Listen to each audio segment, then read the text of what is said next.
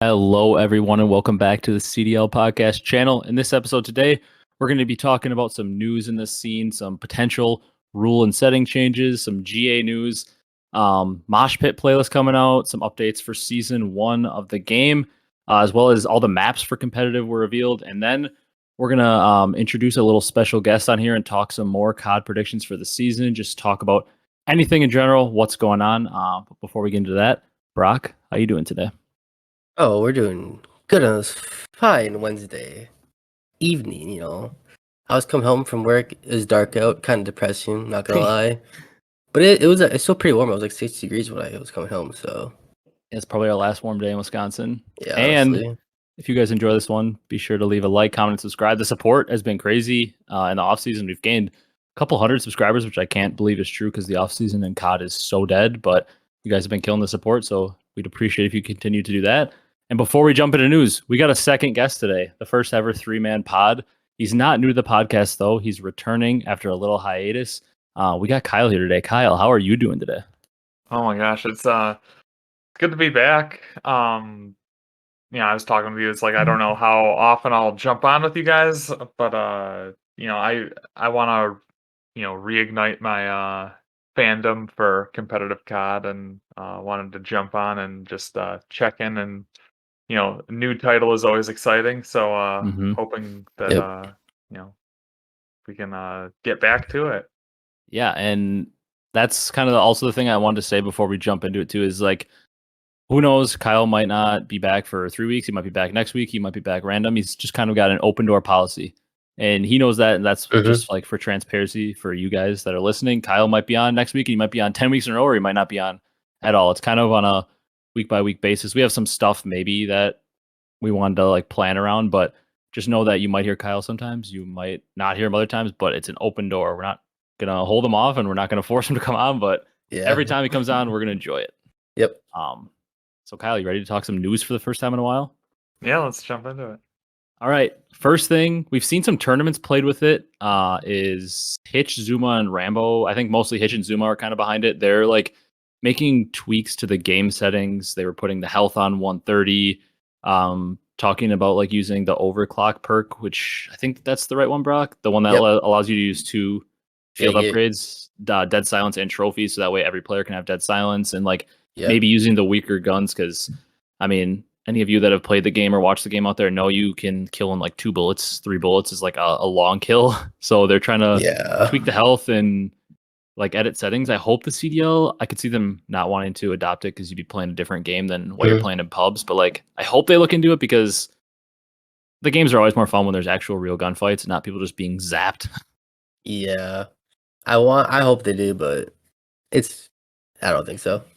Yeah, I don't think it'll be anything they actually adopt because it seems like something that they look at and they'll say that's too much work and they'll just avoid it. Yeah, probably. Kyle, you got anything? Dude, I don't know much about the game the game metrics right now, but like, anytime that you have to start tinkering with like little odds and ends things, it's like it just seems like we're kind of wish casting on the CDL to actually be proactive on this stuff. Yeah. I don't know. So I don't know. I me, I'm pro anything that makes the game more increase competitive integrity, all the good stuff, but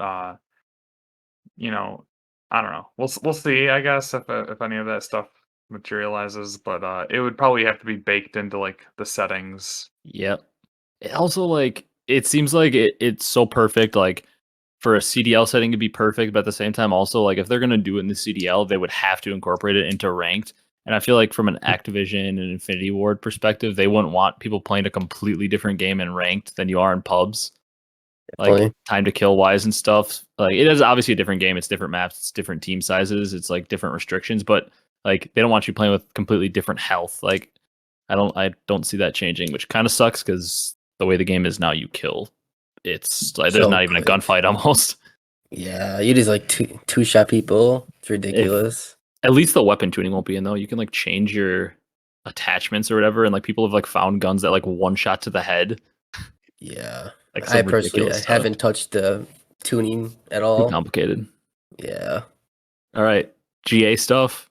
The EU challengers have GA'd snipers. They always seem to be the ones to GA stuff faster, and like Mm-hmm. they're a little more strict. It always seems like every year, but they've GA'd snipers. Apparently, the pros, as of like the last update I saw, are testing them with no attachments to try to avoid getting rid of them. Kyle knows how passionate I am about having snipers in, but this, I mean, obviously, like Kyle said, he hasn't done too much of the games, so he might not know about this. But even I'm like almost on the train of GA snipers. That's how broken they are this year. Like Yeah, they're they're pretty damn good. like I'm a bad sniper and I almost don't miss because it's just so easy. Unless they don't G and add smokes the Yeah, only way. it's looking tough for snipers. Though. I don't know if they'll be in the game because if I'm hitting every shot with it, I can't imagine what Dash is going to do. Yeah, there's aim assist right on it. I think so. Yeah, Can they just take the aim assist away on a sniper? Is that possible?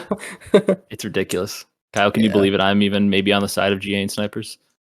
That's honestly surprising for me to hear. But I don't know.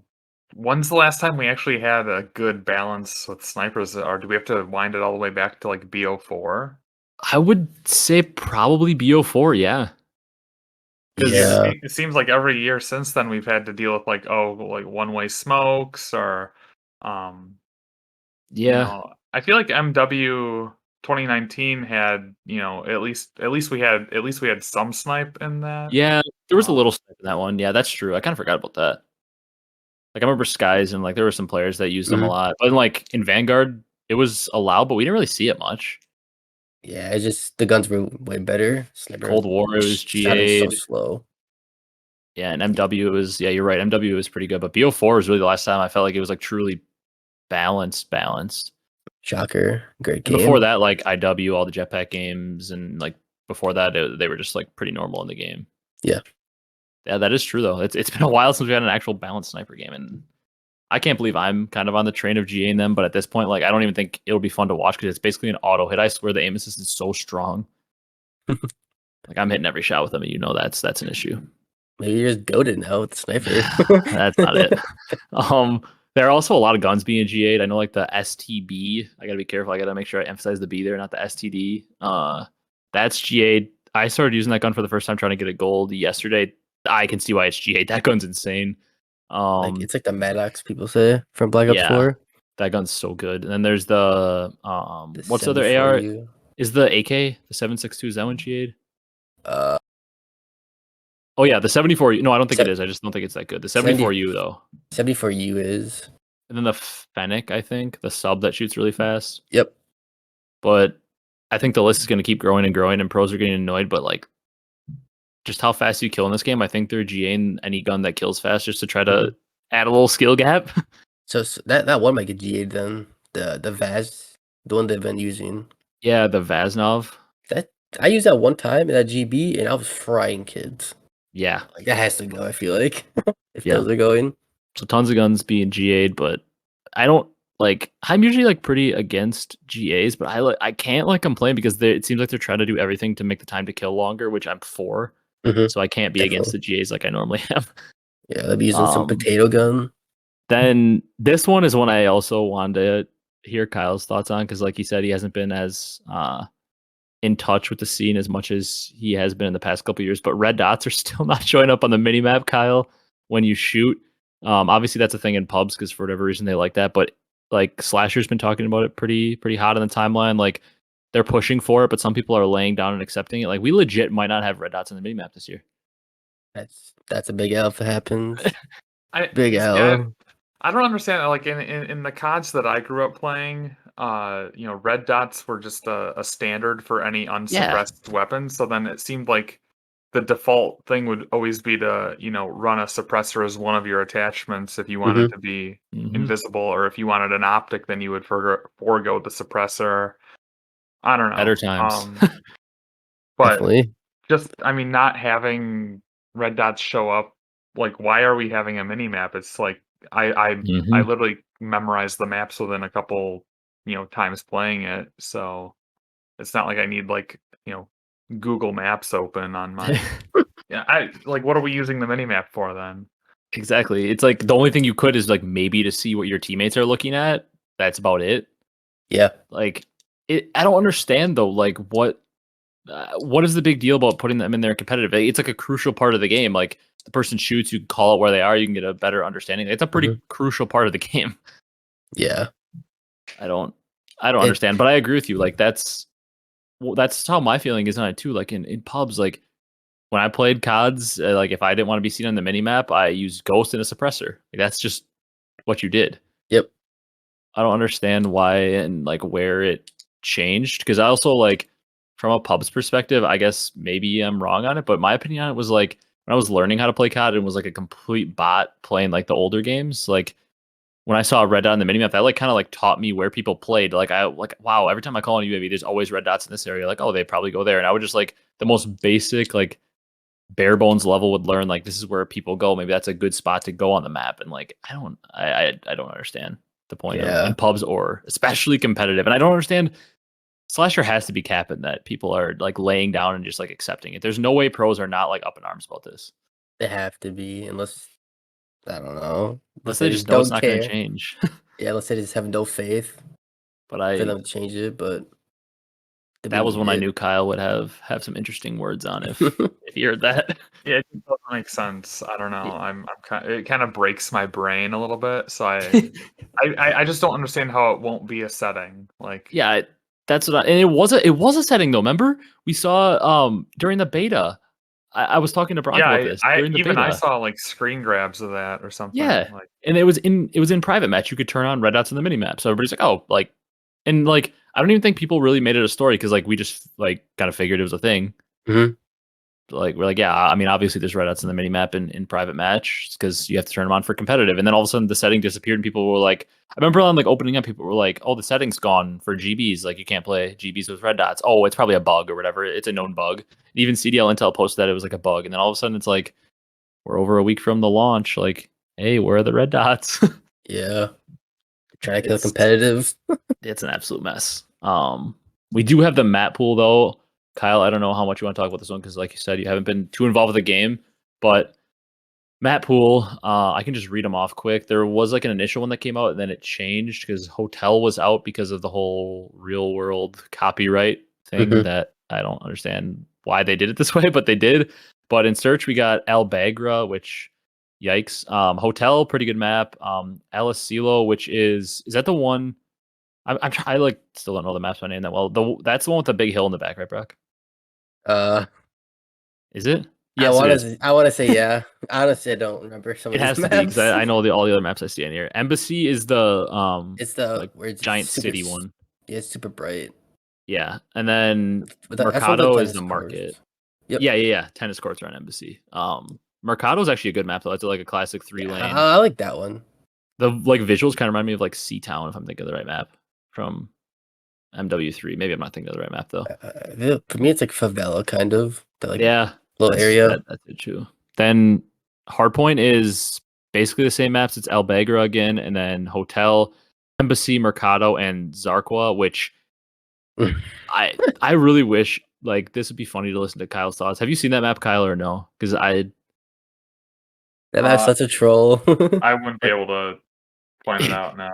It's basically it's like a pretty normal map for like the above ground part, and there's a million just like tunnels of water going under that you can swim on. Yeah. Oh, so like God. People could. It's like it's outrageous that it's even in competitive. It's kind of wild, but because of all the copyright stuff, it almost has to be.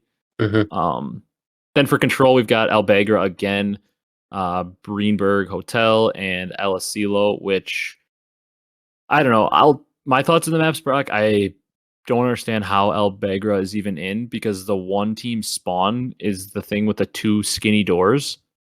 Oh yeah. So like pros are complaining. Basically, like you can just spawn trap people on that map. If you spawn on that side with the two doors, you just get spawn trapped. I don't understand.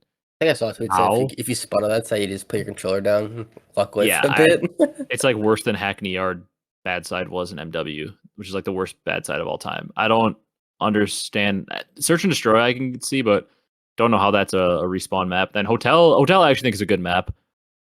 Yeah, I think that one is pretty classic 3-lane. It's not too terribly big. Like yeah, that one makes sense. I feel like that's a pretty decent map for this game. Then for Search, Asilo, I actually think that could be a really good map. I have no problem with that one. Embassy is a little shaky, but it reminds me a little bit of like a Ramaza from MW, so like I guess we can make it work. Mercado is another good map. I have no problem with that. Yeah. Embassy's like what's the map in Cold War? Moscow? It kind of reminds me of. Yeah, it's like Moscow too. I would agree with that. That's like I don't for the search and destroy maps. I actually don't. El Bagger is questionable to me, but I don't hate any of them. Hardpoint, honestly, I think Hotel, Embassy, Mercado are all really good. They have to be in there. Mhm. That hydroelectric one, that's I'll leave you can't shoot guys to underwater. interpret. That's wild. Oh yeah, you also Kyle, you can't shoot your gun underwater. So if you're swimming, it's gonna make some funny moments. They just stare at each other. I think I don't know if you can shoot the pistol, but Hey, you can shoot your pistol, but not your like AR or sub, whatever you have out. I think the wave is just running a knife in the water, knifing them. Saw that clip of Doug trying to throw a nade. They're like, Doug just learned physics today. He tried to throw a nade underwater and just like didn't move. I did see that. Doug was mind blown. And then control maps once again Albagra, but I feel like Asilo and Greenberg are actually like probably our best options for control. Yeah. Once again, if Activision and Infinity Ward had half a brain and didn't just copy real life locations, that F1 map, what's it called now? Crown Raceway. Yeah, that was such a good map. That map's a good map. It's probably the best map in the game, and you can't use it because it's copyright from an F1 racetrack. I'm not sure which one, but it's an F1 so racetrack. Unfortunate. So. That sucks. But the map pool, honestly, people are complaining about it a lot. It is kind of sucky how there are like a couple bad maps per game mode, and we only have 5 maps in 2 of them. So it's looking a little rough, but hopefully they do add those OG maps they're talking about adding, because like if they do end up adding like Terminal and some other maps, then we can just add those to the map pool and make it a little better. Mm-hmm. Definitely. All right. Frosty apparently looking to play a couple Challengers Cups. Obviously the Halo offseason just started with Worlds being a few weeks ago, so Frosty's maybe looking to play Challenger Cups. That'd be interesting because he had a pretty successful little stint. He had a pretty good Black Ops 4 rookie year and then won a bunch of tournaments in MW with that Florida team with like Pharaoh and all them, Havoc, those guys, Awakening. So Frosty, I think it's more of like a temporary thing, but I'd be interested. Is he allowed to play while he's still technically playing Halo? I think so. I mean, because it's not it's not like a pro match technically, and also like Halo doesn't have like a franchise league. Yeah. So it's like a little Deion Sanders. He's gonna play both. He's just gonna, go put some COD for a bit while off-season Halo. Yeah, and Frosty. I mean, Kyle remembers Frosty. That was he was kind of coming up when Kyle was getting into the scene.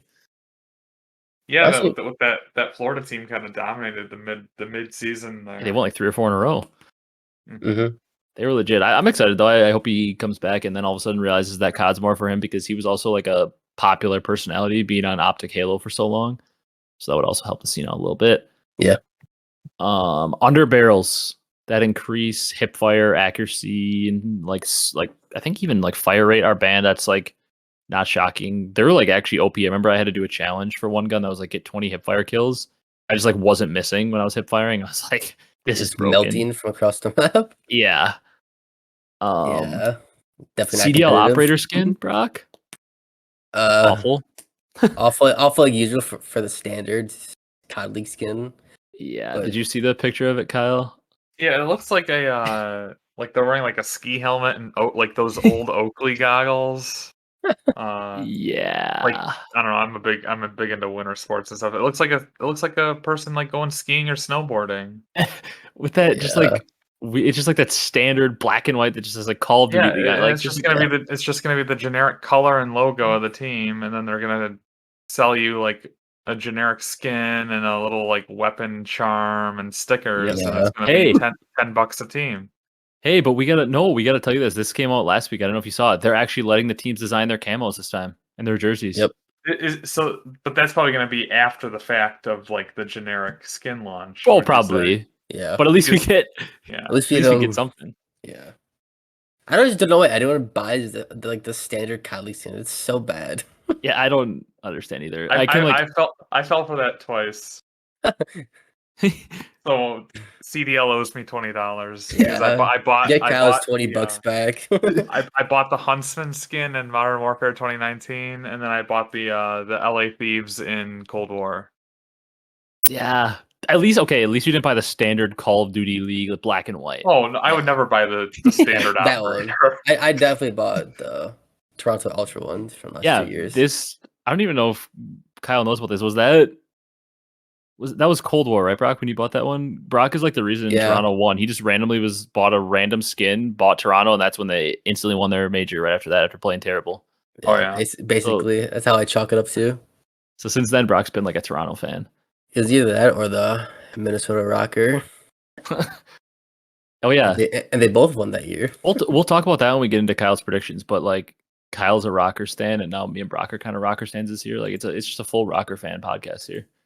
Might be. All right. The mosh pit also. This is one I wanted to hear some Kyle on a little bit because from an outside perspective, something like kind of positive for rank, which is rare for us. But they have that mosh pit playlist coming out on the 16th, so should be a week from today. Next Wednesday when the first season or episode 1, whatever they're calling it, drops. It's basically a playlist where it's 4v4, just like competitive would be, and then it has all hardpoint control search on the restricted to only the maps that are going to be played in the rule set, and then all the items that are restricted, like UAVs, all the normal stuff, are all restricted as well. So it's basically just a ranked playlist early without an elo, which, I mean, I obviously would just rather have the ranked playlist out, but like I do think it's a decent alternative because like normally when I play, like we'll play GBs like Brock and a couple of my friends, and like we start on early, we don't know anything. We're playing kids that are on their 10th page of GB matches. Like, and I've played 100, and I just just get don't know smoked. where I'm running.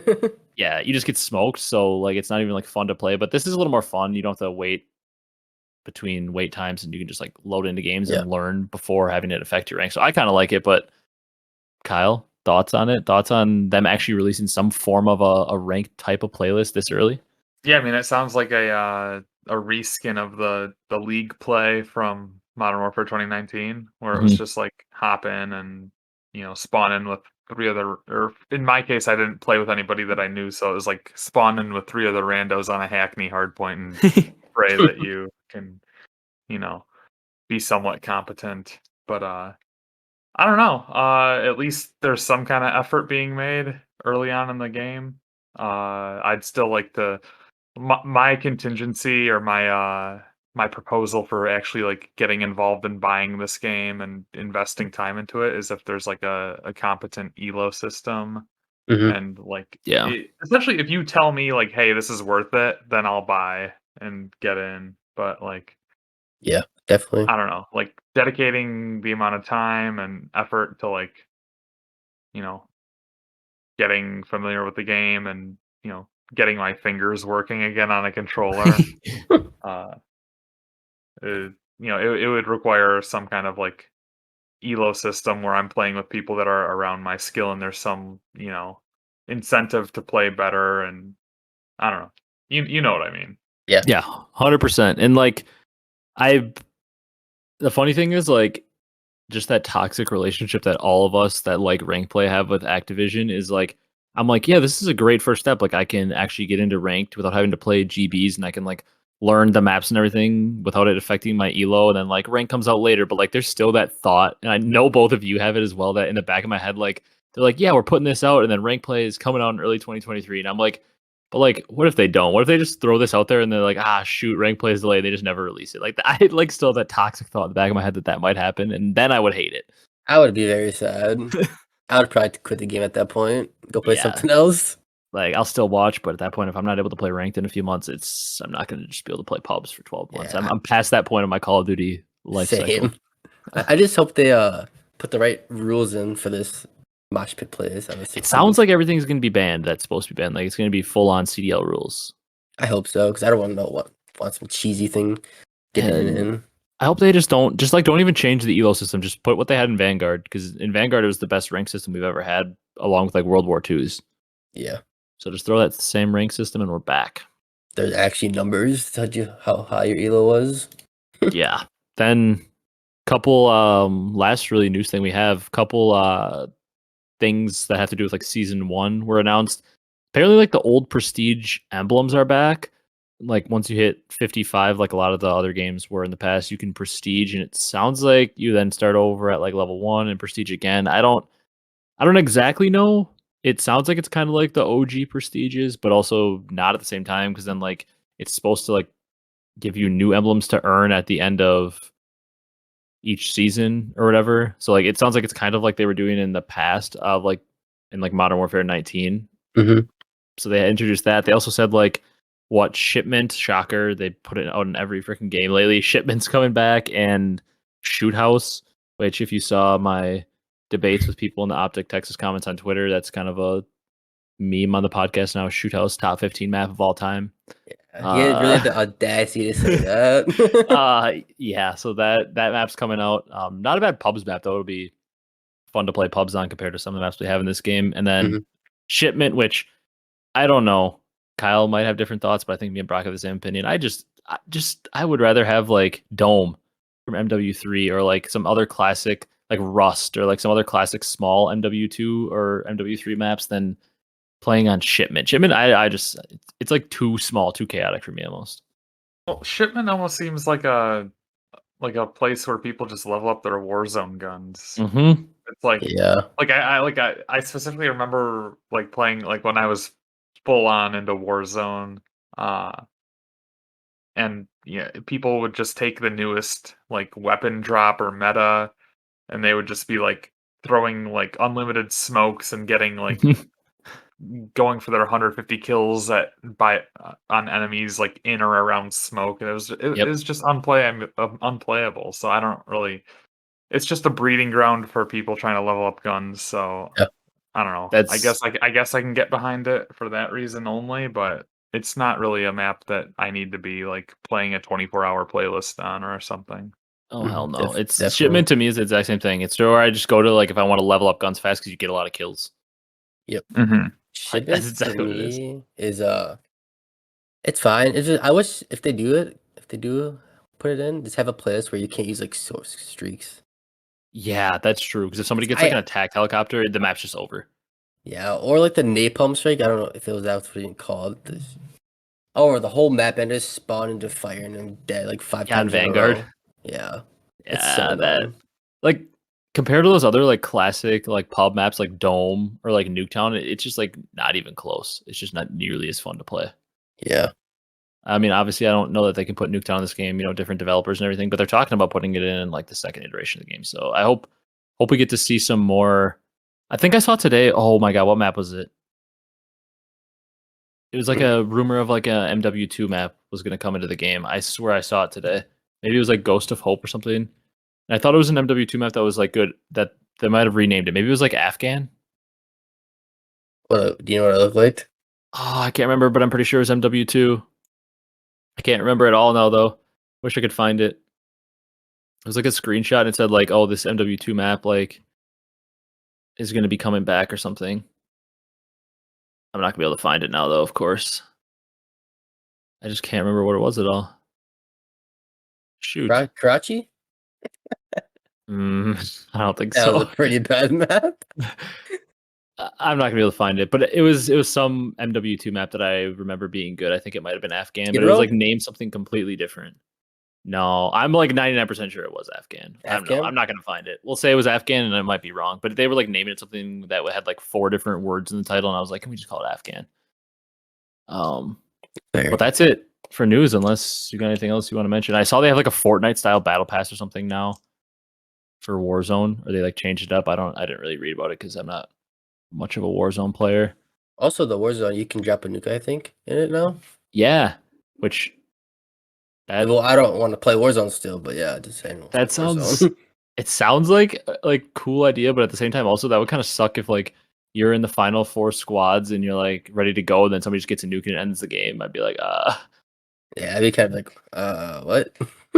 Yeah, it seems kind of weird, but that's it for news. We got a couple other things to talk about. We wanted to end the podcast, and obviously, like Kyle had said, he hasn't been as in touch with the scene all offseason and everything towards the end of Vanguard, but we wanted to give Kyle a chance to just throw out some bold shots for the year, see if he can hit on any, give his season standings, maybe pick a winner for the season, stuff like that, and see if he can be more accurate than us, and then maybe compare him at the end of the year. But before that, Kyle, let's just catch up for listeners that are returning and we're used to hearing your voice on the podcast. Let's talk about maybe not even Kyle. Let's just talk about life. Where have you been? What do you want to tell people? Tell them as much as you want to tell them. Tell them how you've been. We want to hear from you.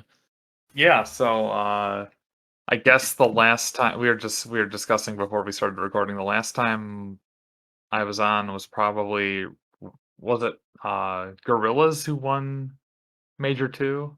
Yeah, it was right after Brock And and I got then back from the major, I think. That's yeah, legendary. and then we took or they the CDL took like a month-long break and it kind of just broke my brain and I didn't really know because it was earlier this year. Like I haven't been off for like an entire year or whatever, but it I don't know. I just kind of like it was a combination of me like I didn't buy the game. I didn't buy Vanguard and I didn't have it, so I didn't really like I wasn't emotionally invested in the game itself. Um and then I don't know, just a combination of that and then I was right around that time or thereabouts I was starting a new job too. Um so that started taking up a lot of my time and then uh getting into that, and then I was also the summers are always a busy time for me, like spring and summer. Like Yeah. I do, like I umpire youth baseball and stuff too. So I do that a couple nights a week, and then I play on my own baseball team, like an adult league as well. So that kind of Bombs. takes up some time. Hmm. Um, and I don't know, I had kind of just lost like at the end of the day, I guess I kind of just like lost passion for Vanguard and stuff and I wasn't playing the game, so uh yeah, I just kind of fell out and I didn't think it would be of like be of good service or like to the podcast to just like Hmm. hop on and like half-ass it through it. So I don't know, I kind of just stepped away, not on bad terms or anything, but it was Oh just no. like my heart just wasn't in it. And then just recently I also moved out of my mom's house. So it was that same house I've been living in since about 2000. Uh aside from when I was away at college and stuff. But so combine the new job with moving and then, a busy summer, spring and summer time and stuff. It was just like a lot of competing interests for my time. Oh yeah. And then I don't know, now that there's a new game out and it kind of reignites the passion a little bit. Uh I think I like reached out like maybe a week or two ago and I was like, "Hey, just interested in maybe jumping on once or twice here and there and we'll see how things go." And um I'm hoping that this game at least keeps me intrigued whether I choose to buy the game or not. Uh and Hopefully. that's kind of contingent on the ranked, honestly. Um But I don't know, because it's a lot to invest that much like time, even if I bought it just to play the campaign and stuff. Because the campaign for Modern Warfare 2019 was pretty awesome. People loved it. Um, and coincidentally, that was the first time that or the first game that I got kind of into competitive COD on.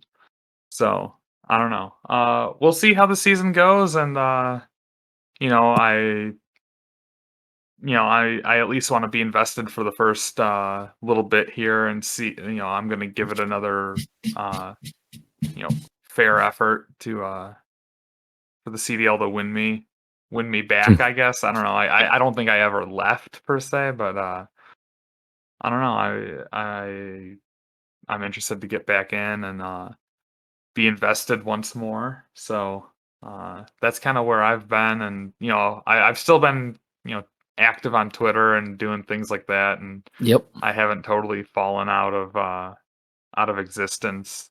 But just a lot of other stuff was going on. So You're a happy busy to man. yeah happy to be back and be talking with you guys again. So yeah. Yeah, that's all good updates for people to hear, I'm sure. And I still keep your Twitter in the description of every podcast. So go follow Kyle on Twitter if you guys want to keep up with him. Go follow him on there. But also, like, when you DM me, I mean, you know this, but like, I didn't say anything because I kind of just want to keep it as a surprise for a lot of the OG listeners that remember you on the podcast and stuff, being on it weekly, like that you were gonna hop on, and also like you said, you had that lull. Really, what killed it mostly, or like what started to kill that drive, was that break last season, which was brutal for all of us, and like that kind of reminded me of, oh man, your first episode was during Cold War or end of MW, right? I don't exactly remember which one it was. I think it was Cold War, right? Let's assume it was. Because like I just remember, maybe it was end of MW. I remember when you joined the podcast, it was like a moment where I had been doing it. Like I started obviously by myself and was doing it like completely solo every episode, and then you were like one of the first people to comment, and then like you were consistently commenting, and then I remember like I was still having a lot of fun with it, doing it solo, and then eventually I like DM'd you on Twitter. I don't know how it started. Like Right. we got Yeah. talking That's about like about you joining, and I remember when you joined was at a point where I was like almost ready to quit because I was just like hating MW and I was just hating the game, and I'm like, God, I don't even play this game, but I sit here and force myself to watch a game that I hate, because which kind of is why like when you said you needed a break from it, I was like, oh, I'm like, I get where you're coming from, because like I was sitting there hating MW, not even playing the game, sitting there but having to like watch it so I knew what I was talking about. And like I barely even knew the names of the maps at times because I was like, God, I hate this game so much. Like I don't even play it. I just watch it, and like I'm just like a robot, like going through the motions watching it. And then like you came on, and I was like, shoot, now I got this podcast to do for somebody else. And like you kicked my passion up, and now the podcast is still not anywhere like crazy, but I mean, from the time you joined, Kyle, we've probably tripled, quadrupled in subs. We're at like almost 800 subs now and like going up. So I'm glad you're back, even if it's only every once in a while, because you basically saved the podcast when you came on the first time. So I got to thank you for that, because you reignited my passion when you joined the first time. So I got to thank you for that.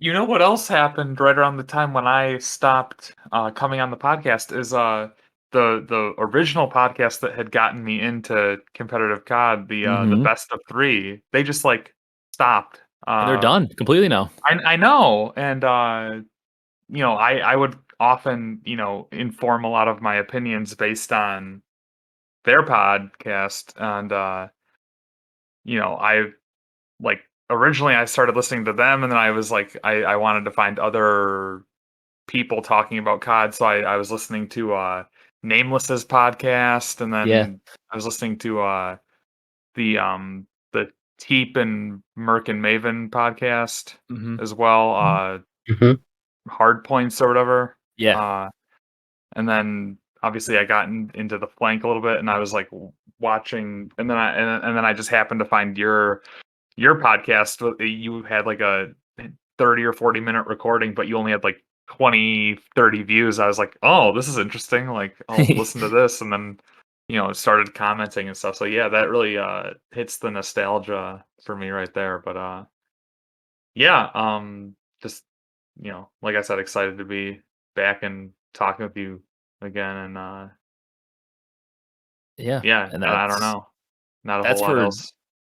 Yeah, that's for transparency for everybody listening too, is like you said, you don't know, you might be on 5 weeks in a row, you might be on only like one episode here and there, like we don't know, but that's like for transparency. If Kyle's not on an episode, probably busy that week or just wasn't able to join or something. If he is on an episode, just like that's basically how it's going to be. Me and Brock are going to be on here every week, but Kyle has a wide open door every week. He knows basically you can just message me, hey, I want to hop on this week, and then he'll be on, because I know we have a lot of random people kind of like, hey, I really like COD and I want to hop on the podcast this week. And I'm like, yes, I appreciate you reaching out. I would love if we could have every single person ever that want to talk to have an outlet to talk, because that's basically what I started it for. But it's also tough to just, hey, you're a random person, I have no chemistry with you, just like hop on the podcast. It's really tough to do that with like different people. So like the people that reach out, I've had some people DM me on Twitter and like in the comments on YouTube, like you ask to be on, it's like, know that I'm not like not like seeing your comment and being like, wow, why does this person want to join? I appreciate it, because that means a lot to me that you're even, first of all, it takes a lot of courage to message somebody and be like, hey, and write out something and be like, this is why I should join your podcast. That takes a lot of courage to even reach out to somebody and do that. So I appreciate stuff like that. But like, just know that it's not like Kyle's some random person. If you didn't listen to the podcast back in the time, Kyle's not some random person that just hopped on. He was on for a long time. And if you guys hear him on the podcast one day, he's basically, and he knows this, he's got an open door policy. He can hop on whenever he wants. All right, so should we enough of whatever catching up with me, but we can jump forward a little bit and talk about I guess you said like the next segment or whatever. Yeah. You want to talk your predictions? Yeah. So you guys can tell me if I'm totally off base here. Hey, who knows? We might be completely wrong, but what do you want to start with? You want to do like your standings for the year? You want to let's run through the reverse order 12-1. Okay. Of where I think these teams are like I guess just like a power rankings in the moment or like. You want me to start and tell you like what Brock and I roughly had? Because me and Brock were roughly the same except one key team, and then like we can like compare it to yours. Right, I got one question for Kyle. Yeah. Yeah. What are your thoughts on Doug Spencer Martin? I saw he dropped like 6 kills today or something. But he ate the W, so it doesn't matter. Brock loves Doug. Dude, no, I love Doug. I think he should stay around forever.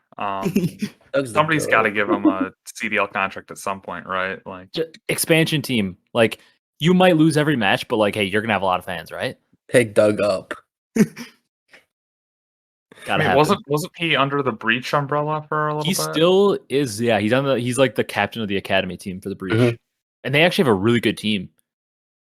Yeah, they do. They have Shawnee. You'll remember him from MW on London. Which I don't know if you saw this, but Shawnee and Doug are also cousins. They figured out like actual like blood related cousins.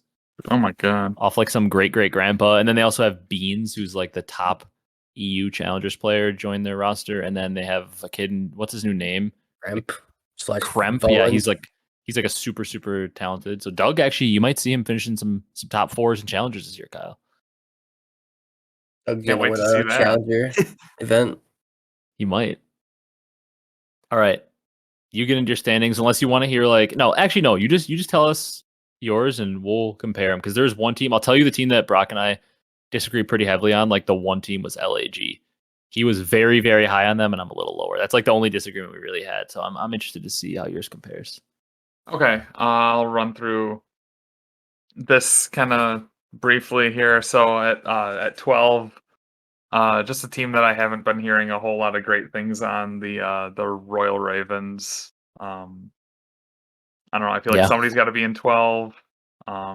Might be the Ravens. Might be this other team that I have at 11. The Legion, Las Vegas, newly branded, but the same emblem, which is always going to make me think of Paris. But even though Clay is coming back, I don't know. It might just be that there's more competition for like the mid-tier teams that, like I said, there's got to be a team down at like this 11 and 12 spot. And then number 10, I have Florida. Okay. Not a whole. I mean, it's kind of like a wait and see for me with Florida. You have Major Maniac moving from Minnesota down there. You have Havoc. He kind of seems glued to Florida in some way or another. Always seems to find his way back there. And then you have Brack and Vickle. And I believe Dave is still there in some capacity. Yeah, Dave's their bench player. That's another guy Brock loves. Dave's there. I don't know how Dave didn't wind up starting somewhere, because I feel like I heard a lot of good things about him, or there was a lot of hype on him, and I don't know. You're gonna inflate Brock's ego here because he loves Dave. Yeah, I don't know. He's kind of just like the killer. Yeah, I don't know. Then at 9 I have Subliners. Okay. I don't know. I don't not like this team. I'm still kind of indifferent on Hydra. I like Skies and Kismet, and I'm a big Priesta fan as well. Yeah. And then I think Paul X is still there. Is that right? No, Paul is on Ravens now. London. Okay. Oh, Paul's on Ravens. Okay, my bad. I'm looking at old stuff then. Yeah. Okay, so do they have a sub announced? Not that it really matters, but Yeah, their sub is I don't know Wardy. much about him, but his name is Wardy. He's like supposed to okay. be the best challenger sub, so like Okay. SMG player. Yeah, I mean, I like subliners. I think they have a lot of potential, so that could definitely be like a swing up team for me. Like they could, crack the top 6, I feel like, if they really Mhm. like play well together. Uh Number 8 I have Ultra just because mostly I just don't know where to put them. I don't know. Yeah, I feel like Standy kind of lost a lot of his shine after his Cold War come up. Uh Kleenex, give or take, I don't know. I don't know what to make of him anymore. Uh Hit or Insight miss with him. Insight's probably still one of the better ARs in the scene, I feel like. I don't yeah, know. Um and then is Scrappy gonna be their fourth? yeah. And he's Yep. like he is maybe the most hyped rookie I think I've seen in some time. People Yeah. are like so high on him. Yeah. So I guess it just and he's gonna be a SMG or like a flex. Flex. Okay. Yeah, Yep. they're gonna have Standy and Kleenex on subs, and Okay. he'll be a Yeah. Yeah. flex. Yeah. That makes sense. And then are we having a 3 weapon meta? See, I'm trying to inform my To be like, honest, like or are I we just gonna think have 3 subs and an AR? I think 3AR is like the talk Holy now. crap. It's not set in stone at all though. It might be a 2-2 split, but like a lot of people Okay. have been complaining that the subs kind of suck. Okay. I So think it'll either be 3AR or 2-2 though. I guess we'll see then. Mhm. Then at 7 I have Breach. Okay. Mm. I don't know. I like Zin. I like Vivid. I think Awakening might have like a Modern Warfare 2.0 resurgence. I We'll like see that. on that, I guess. Then 6 I have LAG. I put them dead smack in the middle. Uh, Arcitys obviously the new big signing there, along with Neptune joins Spartan Hook. Ooh, that's a good team. I think Brock I loves think that team. I think they could be good. I just think that there's a lot of teams that like the 5 teams I have above them are teams that stuck together and have more chemistry, um, and are more proven in my mind than. But I think LA. I mean, you're really kind of having to buy into the whole like Arcitys is going to be this like really super talented, uh, AR away from the Tiny Terrors. So Yeah. Mhm. um, I think that has a lot to be proven. 5, I'm buying into Rocker. I'm buying into Cammy. I know when this was announced, you and I were kind of talking, or you like mentioned me or something that Cammy. You're like, oh, I'm all in on Rocker now or something. Oh, I So am. I still am. and Afro and Attach, obviously the only one to stick around from the Rocker experiment. Um, and then Bance, kind of a wild card in there as well. Hmm. I don't know. So they're kind of going for like obviously a heavy European presence What's there now. So I think that Mhm. that's really interesting. And Attach's first year on a main AR. Yeah. So that's Yep. you know it could be fun. Uh, if things play out well for them. Number 4, I have Surge. Um, I think that they proved enough over the last year to warrant this high of a initial placement for me, I guess. Um, and they're sticking around with their 4-man team from Vanguard. So I think that says a lot about at least their confidence going into this title. Um, and then 3, I've been kind of toying with this one. So we're left with uh, obviously the big 3: Thieves, Faze, and OpTic. Yeah.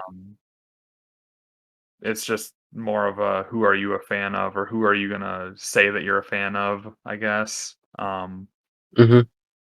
So I don't know. I'm putting Thieves at 3, the reigning world champions.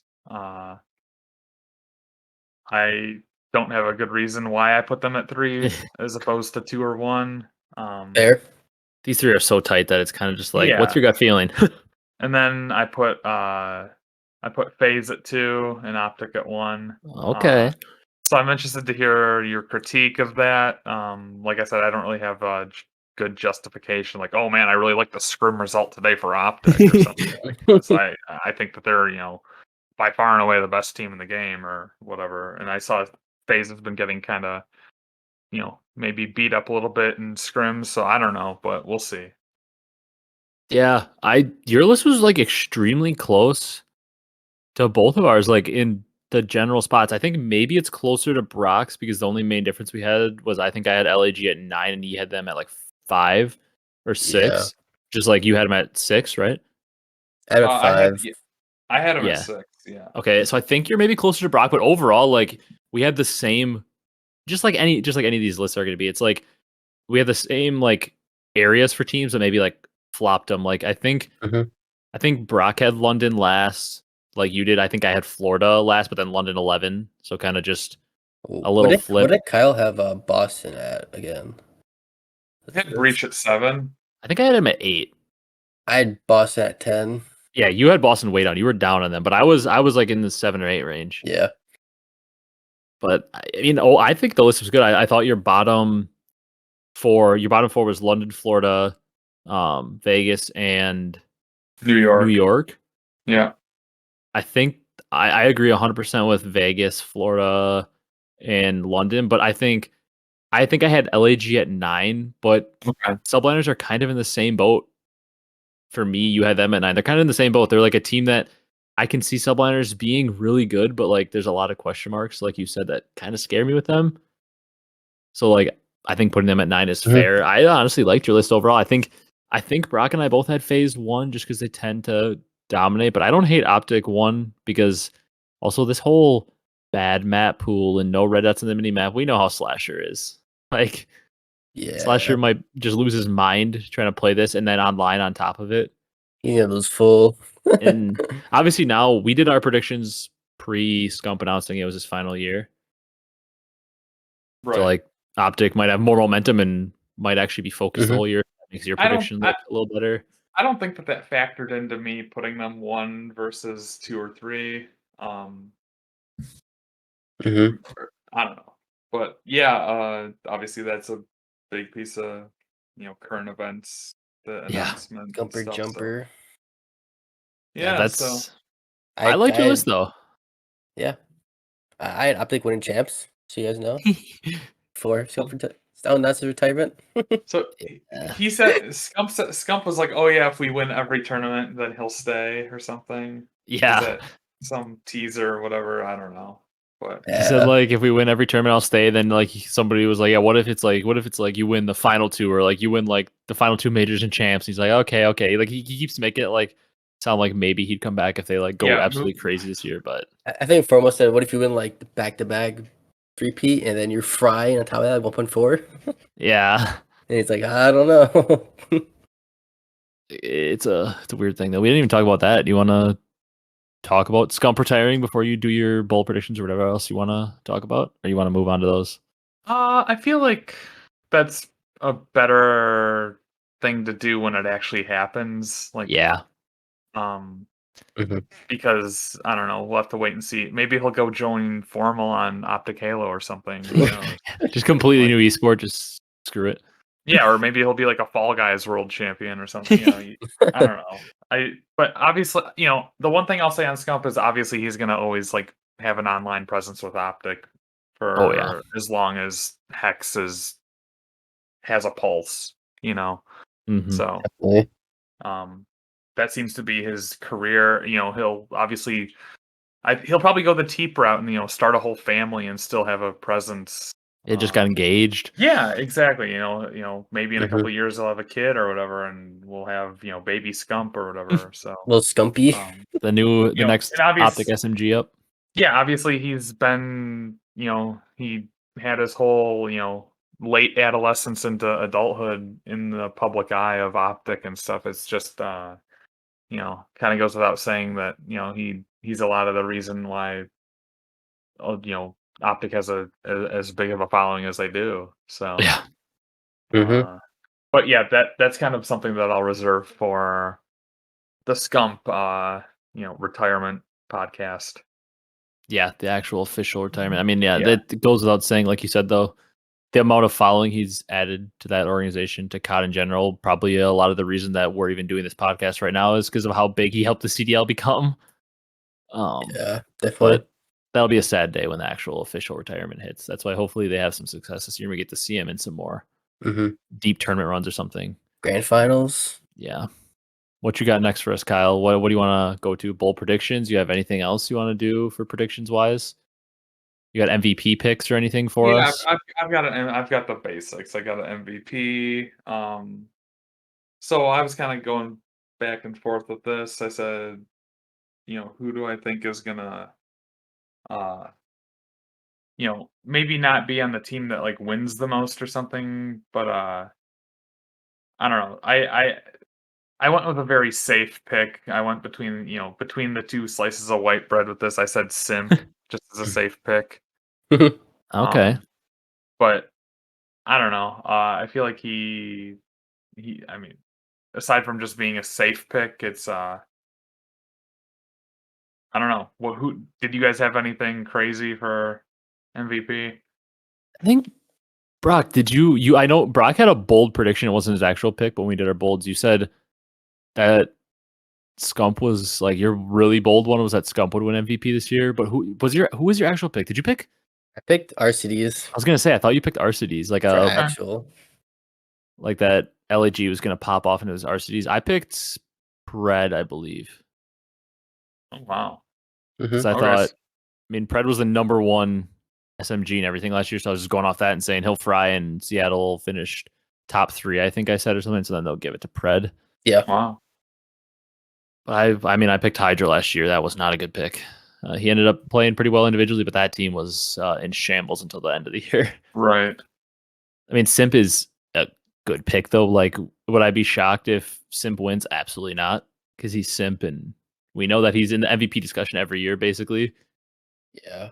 Because what I was don't- it? Was that last year? Like they were saying, like it was like a down year for Simp, and he was averaging like a 1.1. It was like a down year for him because that's just how Yeah. good he is. Yeah, down to your butt frying still. That's not a bad pick though at all. I mean, your pick's probably got a better chance of happening than Brock or Eyes. Yeah. So Brock, where did you have LAG finishing, or like where did they rank out in your? I had him in 5th. Okay, but you still had Arcitys winning MVP.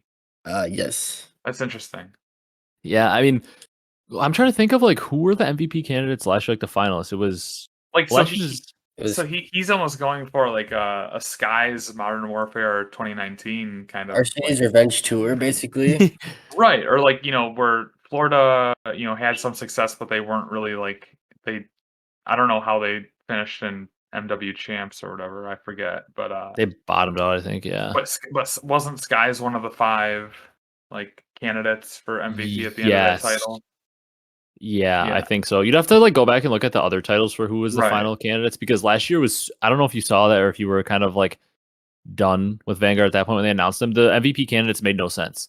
It was Cellium who ended up winning it. That made complete sense. And then Dashy, Yeah. who was the clear number 2. But then they just like randomly threw Kenny in there.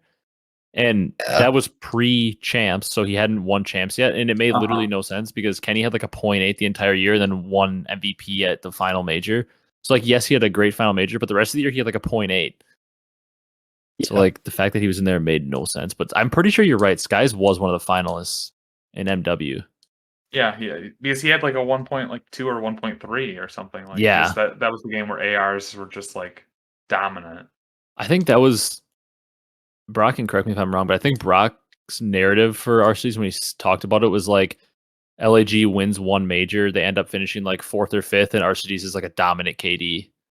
Yeah, basically said he's fried and they win event. And he was the MVP of their major win, Yeah. I think you said. Okay.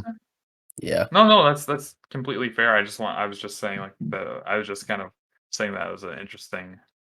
It's a bold one. I like it. Yeah. Because yeah. it'll make a nice clip when all of a sudden Arcitys wins MVP. We just tweet it out. Yeah. That'd be funny. All right, you got any rookie of the year is boring. I don't know if you even want to say one because there's literally 2 candidates. Huh. It was it was literally Scrappy and Vickle, so you could flip a coin and pick one. Or technically, Right. Brack kind of is, because I mean he was in the CWL and was like a substitute in the CDL, but it's never started. So we were like, maybe you can count Brack, but he's not really a Potentially. rookie. Or you could So pick the literally, Challenger field. yeah, it was literally the Challengers field or Vickle or Scrappy, basically. Or you could also parlay that into like a bold prediction and say that the rookie of the year will come that's not on a team right now. I think Yeah. that was one of the actual bold predictions I did. Yeah. 'Cause Yeah. I was gonna say that that's probably more likely than Scrappy or Vickle. Yeah, just picking the whole field. Yeah, pick the field of people that aren't even in the league or on a team yet. So that might be one of my bold predictions, I guess. Yeah, because the rookie of the year race, wow, how fun is that? 2 people. Like, so boring this year. For now, at least, until we get challenger players. Mm-hmm. Any other, you got, I don't know, we were talking about what you want to do. You got major winners or champs winners you want to talk about, or you want to dive into bold predictions? So I saw that you are last year your prediction hit where you said that there would be 4 different major winners. Yeah. And that was extremely like I thought you were kind of off the deep end when you had said that initially. But we got 5 majors this year plus champs, so 6 total LAN tournaments, I guess. I don't know. Is it? I think it's a little too bold to say there's going to be 6 different LAN teams hoisting a trophy. Yeah. I would say 4 at most in my mind. Including champs or not including champs? Including champs. Okay. So at most, I think you're gonna have one team that wins twice, and then you're gonna have 3 other, one-off winners. Yeah. I don't know. That's just I don't know. That's one of my predictions. That's, and then yeah. I think that's basically what we had. Like, I'm pretty sure I had like OpTic, Faze, Surge, and Ultra or Rocker, one of the 2 winning events. And then like one of them most likely like Faze or OpTic repeating once for the 5 majors. I think I had like the same thing, like 4 winners. Yeah, roughly around there. Give or take some teams. Now, what were you gonna say, Kyle? And then I was just gonna have like I'm gonna just guess that OpTic's gonna win champs. Okay, you're with Brock. Yeah, I don't know. They're probably gonna find some way to put a dagger in my heart or a dagger in my prediction. They usually find a way to do that. Oh yeah, they do. Unfortunately for a lot of people, but it'll probably be some team like Sturge will win champs or something. Like Vegas, right? Dude, if Vegas wins champs, the game is broken. Apparently, they're looking pretty good in scrims. I mean, that is scrims, but apparently they're looking all right. And the crew. I think, what did I say? I'm pretty sure I said Faze for my champs winner, and then I said we have to pick a. Then I made both Brock and I pick like non-Faze or OpTic teams, just like if we were gonna throw out there. And I said, did I say Rock? I think I said Rocker or I said Ultra. As like my other like random team. You want to give one of those, Kyle? Just throw a random. If it can't be OpTic or Faze, because that's what we all picked, the 3 of us. What'll win a major? That'll win. Like if you had to throw a non-OpTic or Faze team for champs, just because like we all pick OpTic and Faze. Yeah. I would say LAG. Oh my god! You and Brock are gonna start liking each other real fast. I was gonna either say them or New York Subliners. That's I don't hate the Subliners pick. They have a lot of talent. It's just can they put it together? Yeah, a lot of Val queuing too. All right, Kyle. You got anything else for us? Bold predictions or anything before bold predictions? I should say. I mean, as far as bold predictions go, I don't really have many or any. I'm more interested to hear like what if you guys have anything that you were saying, and then I'll maybe if I react to like 1 or 2 of yours or something. Like what we said? Yeah. So like, take your best one or your best too, and I'll Ooh. just kind of like say something on it because I don't really have any of my own. Okay. For I one had of to go. Yeah, mine, go Brock. for You guys one of go ahead. mine, I had one team will go 0-5 in the major qualifiers, like in every qualifier for the seeding for the major. Yeah. So one team will lose. Wait, so one team will not win a single qualifying match? Yeah, in every Like different qualifier. teams, like a different team, Yeah, or like at least Oh, one team in every yeah. all 5 stages not to the go same 0 and team 5. because then they'd be down bad Yeah, horrendous. no.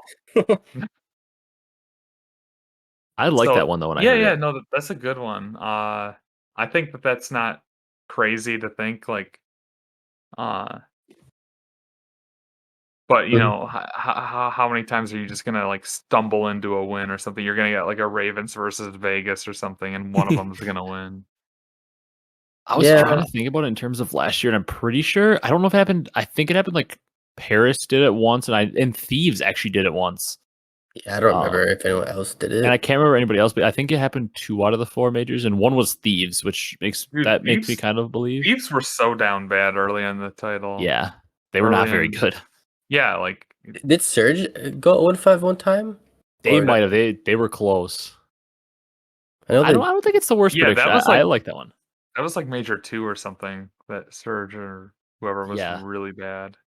Yeah. but I like that one. I can go over one of mine unless you got more to say on that Yeah, one, no. Kyle. What was your favorite one?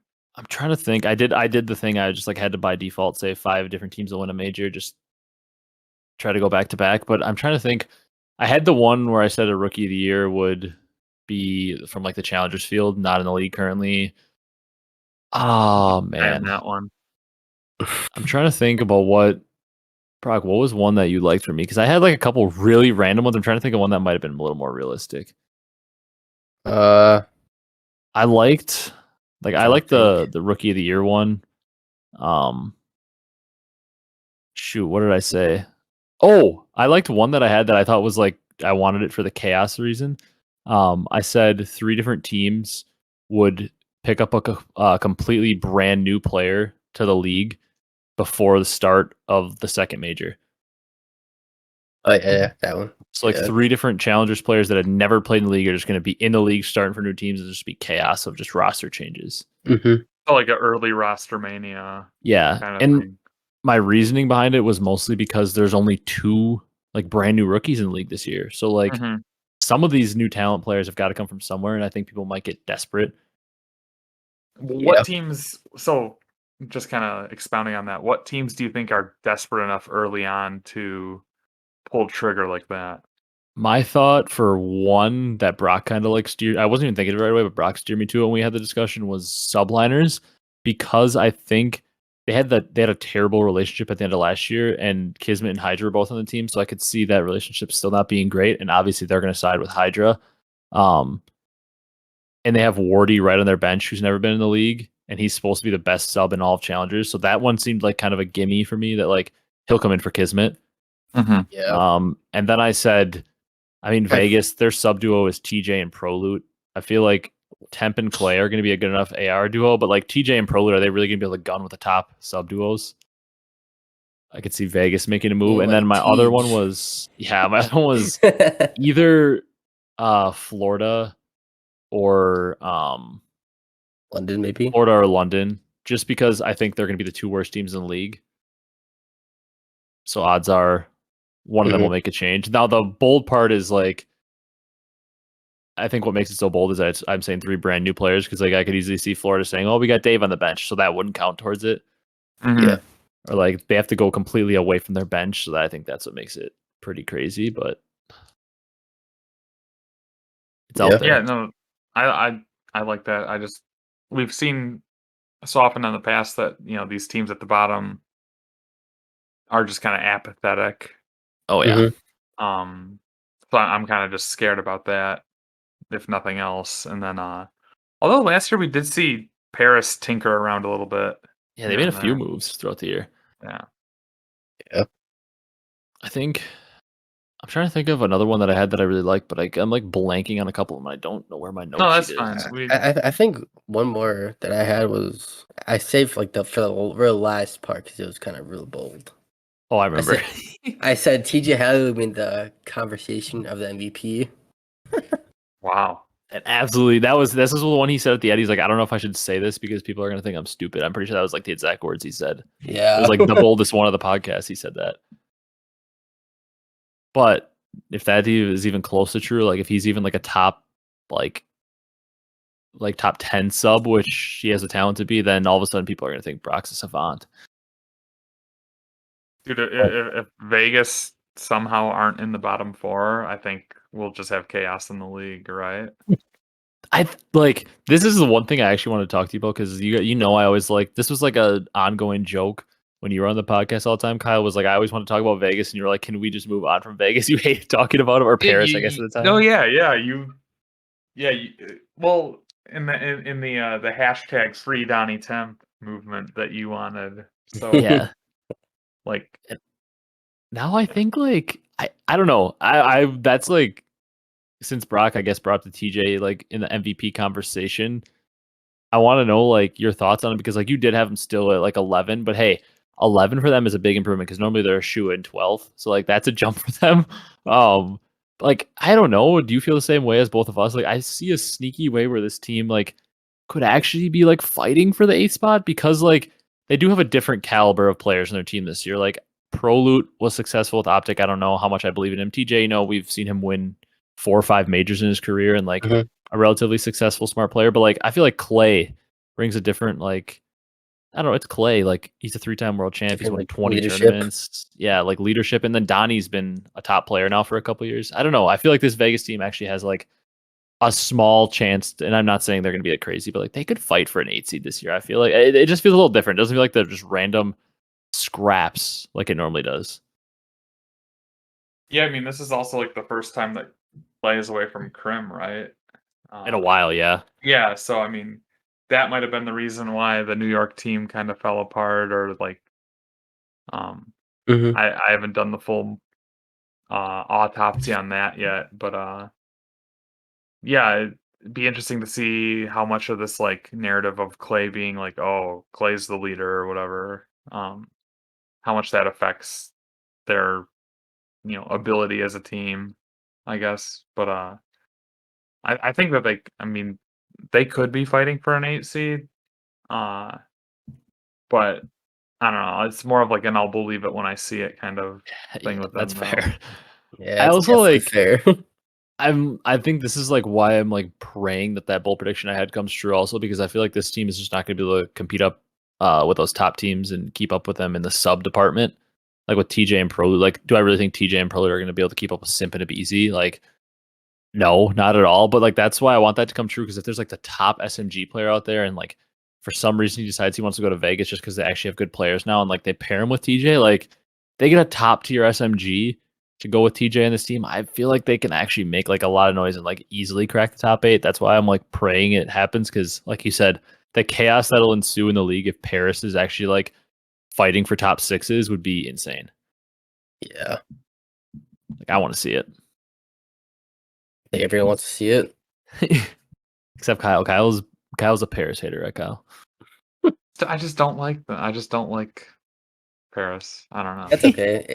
You're with Paris as I am with John. Let's go. Yeah, Brock hates John. John's not even in the league. And Brock still hates him. Doesn't matter. Something about him. I don't know. I really couldn't tell you. All right, you got anything else? Any other bold predictions? Did we spark anything in you, Kyle, that you want to say? I maybe I'll have some bold predictions like just having this conversation, I'm gonna start diving into watching some scrim recaps or whatever. We'll see if I can start learning this game a little bit. And you're gonna come back and hit us with like the most deep dive analytical discussion on why like I doubt Vickle that, or Tim. why Brack's gonna be MVP. wow. I like that choice. It happens. Oh, I like speaking of Brack, Kyle, I don't know how much because Brack the only time he's ever in the pro league was like before you really dove into competitive because it was BO4. But right, we did a fantasy draft in MW like way ahead of the season before like starting rosters were announced. We just knew the players. we did a fantasy COD draft, and Brock took Brack #1 overall because he loved him so much, and he didn't play a single match. Yeah. Like that's It's tough. Jamarcus Russell level 1 pick. Oh my I god! had all the faith in the world for him. So Yeah, look, Brock's he's now back. excited that Brack's in the league. All right. I got nothing else COD related unless Kyle wants to talk about it. I've got nothing else. I wanted to bring, I didn't even tell Kyle I was going to do this, but I want to bring back something that we haven't done since Kyle left. Kyle, let's talk just for a second. We can wrap it up whenever you're ready. Let's talk. Give me something sports related, down bad sports moment like we used to do. I mean, although you're kind of up on the Lions now, they just won a game. But I kind of knew this was coming when you started talking here, but yeah, I down bad. Andy Dalton is a bum. I needed Whoa. I needed like 12.5 fantasy points from him to win, and he couldn't even deliver that. I was like, you know how these, like, I don't know, you still play fantasy football, right? yeah, So you know how it gives you like a predicted to win, like, estimation percentage point? Like I Yeah. was like 85% predicted to win because I needed like 12.5 fantasy points from Andy Dalton, and he couldn't deliver that on Monday Night Football. And I'm very down bad because I'm kind of my team that I had him in a spot start for is teetering on the edge of a fringe playoff seed, so every win counts. And then my other team, I'm in the number 2 seed right now, so I'm kind of sitting happy there. all right. Been kind of overperforming in that league. If I picked up Justin Fields for a spot start, and he goes off for like 40 points, so I'm kind of happy about that. But yeah, just had to call out Andy Dalton's broke ass this week. Is Andy Dalton like a dynasty league? No, so I picked him up because I drafted Aaron Rodgers initially, and Aaron Rodgers is a bum. True. The Packers are just terrible this Facts. year. Brock also from Wisconsin, Kyle, but a Falcons fan. Yeah. The three of us, Lions, Colts, Falcons, we're all kind of just down. We love seeing the Packers lose. Yeah, so now I'm in the process of just streaming my quarterback situation now. So I don't know who I'm gonna pick up this week for to throw passes. Maybe I go with like a Derek Carr or somebody. Yeah. Or Yeah. I re-pick up Aaron Rodgers or something. But Yeah, maybe. even guys like Matt Stafford's on the waiver wire right now. Tua? Tua is on a team in my league. Brock's gonna tell you to pick up Taylor Heineke. Don't listen. Maybe I Trevor should Lawrence? pick up maybe I should pick up the new indie guy, Sam. Don't do it. Eilinger. Don't do it. That offensive line, allowed 9 sacks last week. It's the worst thing. That offensive line might be the worst one in history, and they're the highest paid in the league. Don't do it. Don't pick them up. Maybe I'll just take Mariota. He's at Carolina this week, Thursday night. Yeah, do it. He runs a little bit too. He'll give you some rushing points. Yeah, I don't know. So anyway, I guess I'm more just down bad about my quarterback situation because I never like spending money in these auction drafts on quarterback. But maybe I need to start rethinking my whole like fantasy theory. Maybe. Where you go like spend like a $10-15 on a Lamar or somebody. Yeah. I still have never done an auction draft, even though I told you I would this year, and I want to get into it. I still have never done one, and I'm pissed because I think, especially with some of Brock and I's friends, if we did it, they would have no idea what they're doing, and I would just feast on a good team. Yeah, it's my second year doing it, or second or third year, I don't know, doing it, but every year you get a little bit more idea of what you're doing and where you want to spend money. Yeah. So seems pretty fun. This is Brock's never done this segment because we haven't done it really since you haven't been on the podcast, Kyle. I have nothing for a down bad sports moment besides the fact that I'm a Colts fan. That's like all anybody needs to hear. it's just been a mess. That's like I don't. If you watch the NFL, you know all I have to say is I'm a Colts fan. That's what I'm down bad about. Brock, what are you down bad in the sports world about? The Falcons are actually like tied for the division lead, which is like shocking. They're okay, but every time they win, I'm like, okay, we got something going. They lose then next week. Then this week, the dude just literally has the game won.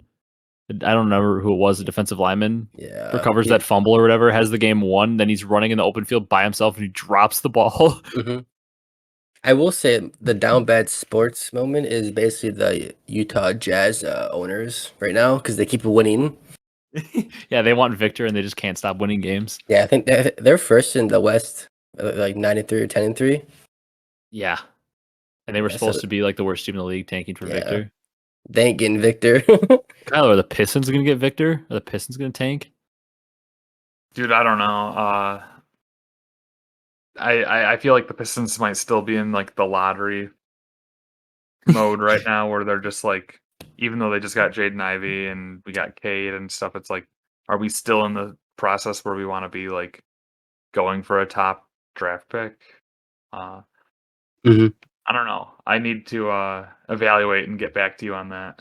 The Bucks or the NBA's the only thing keeping me alive in terms of sports. The Brewers just collapsed at the end of the year. The Colts are dysfunctional, and then the only thing keeping me alive is the Bucks are the best team in the league. It's like the only thing keeping me alive in sports. Yeah. All right. Like You got anything else, Kyle? Or No, I'm ready to wrap here. all right, let's wrap it up. This was a fun one for me. I hope you guys enjoyed listening to it. We got to catch up with Kyle. Was a lot of fun. Our first 3-man podcast ever. Never had 3 people on here at one time, so that was fun to do. If you guys enjoyed this one, be sure to leave a like, comment, and subscribe on YouTube. Comment down below your thoughts on the map pool. I know there's probably going to be some interesting ones. Roast Kyle or praise him for his standings and predictions. We'd love to hear that. And if you're on the audio platforms, drop a follow, drop a 5-star review on there. We appreciate all the support lately. Once again, it's been crazy. The offseason's been super successful for us. Next week will probably be the player tier list of all the players heading into the game. Since we're decently far into the game, we can maybe get a feel of how players are going to play in it. And then like a week or two after that, we got to do our first set of predictions.